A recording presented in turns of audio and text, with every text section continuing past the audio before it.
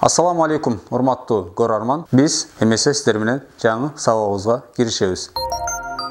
Бүгүнкү темабыз, бүгүнкү өтүлүүчү сабагыбыз тамгалардын, окшош тамгалардын айтылууда бири-бири менен айырмасы кандай экендиги. Буну араб тилинде махраж деп коет. Ошо ооздон чыгууда тамгалардын бир эле з тамгасы, 2-3 з тамгасы бар, бири-биринен айтылууда кандай айырмасы бар, ошого токтолмокчубуз. Андыктан көңүлүңүздү конт коюп бөлүп биз менен бирге болуңуз. Биринчи тамгабыз бул кыргыз тилиндеги х тамгасы. Араб тилинде айта кетүүчү нерсе 3 х тамгасы бар. Х тамгасынан тагыраак айтканда 3-өө бар. Окулууда бири-биринен айырмасы өтө мааниге ээ. Бир эле тамганы башкача жумшакты катуу же катууну жумшак айтып коюу менен Куранда сөздүн мааниси дагы өзгөрүп кетүү ыктымалы бар. Ошон үчүн жакшылап карап турабыз. Бул х тамгасы үстүндө чекти бар. Х айтып атканда байкап атат болушуңар керек. Катуу х. Х окулат халко. Халко. А бул эме үстүндө чекити жок. Бул тамгадагы х тамгасы буну тамакты кырбастан ха. Халку. Бири жоон, бири ичке. Айтылууда дагы, окулууда дагы. Халку, халку, халку. Хатму, ха. Хатму, хатму, хатму. Салы Рахман дегендей. Ал эми бул х тамгасы жумшак, тамакка кырылбастан, бул дагы экинчи х дагы айтыла турган жерден эмес, балки мындай. Адатта биз оор дем алганда деп ичибизден демди чыгарабыз. Ошол жол менен чыга турган ха тагыраагы окулганда хал. Хал. Бул хал. Бул да х, бул да х. Кыргыз тилинде жаза турган болсок, монтип эле жазмакпыз да, башка жолу жок бунунча. Хал депчи. Кайсыл х экенин айырмалай албайбыз. Араб тилинде ошол. Хал, хал, хал. Минхум, минхум. Min har. Min har. Min har. Ал эми кийинки тамга бул с тамгасы. С тамгасынан дагы 3 с бар. Биз көрүп турган бул тагыраак айтканда ушул с тамгасына тийиштүү сөздөр. Адаттагы бул с биз сүйлөп жүргөн кыргыз тилиндеги эле с тамгасы. С окулуп калат сәмәр. Ал эми үстүндө 3 чекити келген с тамгасы сако.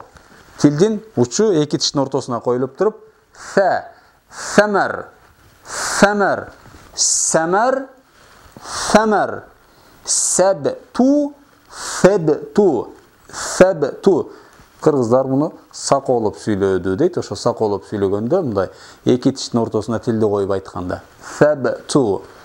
Сәләс ачык, сәләс, фәләс, фәләс. Сәфәр бул дагы с тамгасы, бирок жоон тамга болгондугу үчүн ә кылып эмес, балким о кылып. Софар, софар. Сир, сыр.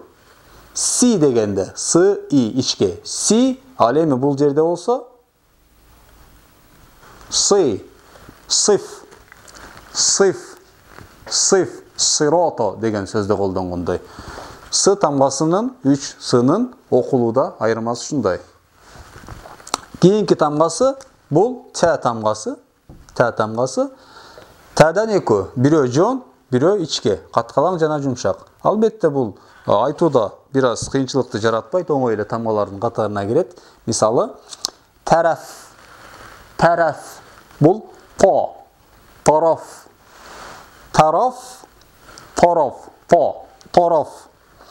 Сәбту жоон, сәбту, сәбту.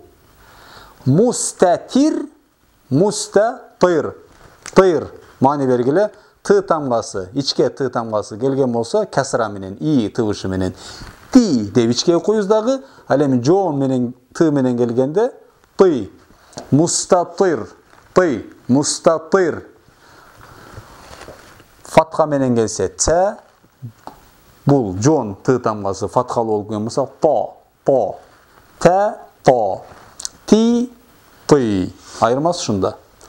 Кәф тамғасын бұға чейін де айтып өткенбіз, тағы да сіздерге есіңізге салу үшін айтып отырмыз. К тамғасынан араб тілінде 2 тамға бар.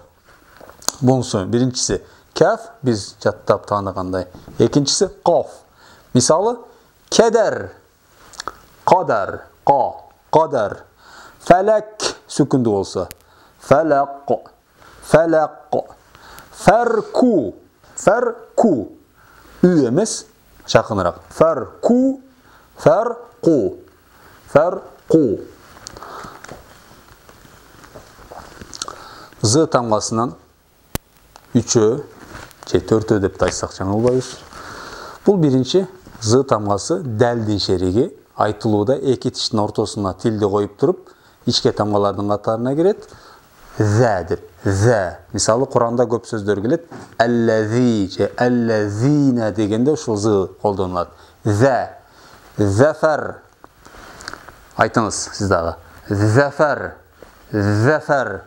Бұл жоғын болғаны үшін, ошонда еле тіштің ұшына, тілдің ұшына 2 тіштің ортосына қойып тұрып, жоғын.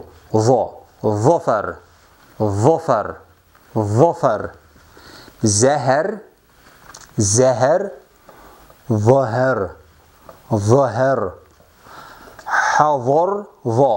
Хавар, бұл ең жоғын, зы тамғасы олғандығы үшін дыға ұқтап, бәлкім дыға жақындатып, хадар, хадар, хадар деп оқиыз. Әзхәра, әвхәра. Егер сүкінді болған болса, әз бұл жерде әв, шығарып келет тоқтатып қаласын. Әзхәра, әвхәра. Әлемі айын сөз ортасында келіп атады. Әзәмә, әзәмә, әвома, әвома, ва, әвома. Андан кейінгі тамға бұл айын тамғасы. Жана айын менен қойындың айырмасы. Bir özünde çekiti var, bir özünde çekiti yok. Çekiti var бұл қойын тамғасы, çekiti жоғы бұл айын тамғасы болады. Мысалы оқылғанда қойну, қойну.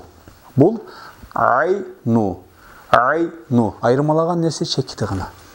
Айну, бәғлу, бәлу. Шығарып келетіп айын тоқтатып қаласын. Бәлу, бәлғу, бәл'у, бәл'у. Ең мәнілі нәрселердің бірөсі тамғанын айтылуда махражда бір болған. Мұндайша айтқанда, оғыздың бір жерінен шыға тұрған тамғалардың бардығын болбоса дағы кейбірлерін біз жазып өттік. Ушынтіп сіздерменен жақындан дағы махражды дағы өздөштіріп танышып кете бермекшіміз. Мисалға, ылдыйынан баштасақ оңойырақ болуш керек. Зә, син, сот. 3 тамғаны жаздым. Емне үшін 3-өні бір жаздық. Анткені айтылуда 3-өнің орду бір, махражы бір тағырақ айтқанда. Зән айтқанда тілдің ұшы алдыңқы тишімізге тиген авалда. Зә, адатта қырғызша зы сөзін айтқанда зы, же болса сы сөзін айтқанда сен дегенде тіліміз қайсыл жерге тоқтап отады. Мысалы, зә, син, анан сот.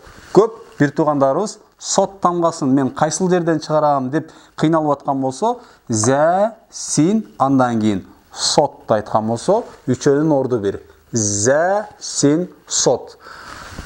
Тә, екінші махраж. Дәл, та. Эми, бұнда тескерісінше.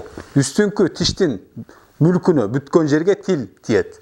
Тә, дәл, та. Сіз дағы айтып көрсеңіз, тіліңіздің бір жерге барып тоқтап тиіп атқанын білесіз. Тәл, дә, дәл, тә, дәл, та. Әлеме, бұл ошол тілдің алдына болған болса тіштің астына, бұл үстіңкі болған болса бұл екі тіштің ортасына жабылған жерге тілді қойып айтамыз тілдің үшін. Қантип? Фә,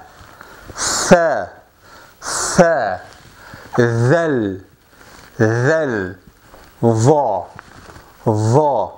Ошол тамғанын айтылу махраждарын жақшылап өздөштірген болсаңыз, сізден арабча оқуда, махражда, қыратта қиналбай өз орнынан шығарған болосыз. Бүгінгі сабағымыз шуменен аяғына шықты. Урматтуу көрөрман, кийинки сабактардан көрүшкөнгүчө Аллага аманат.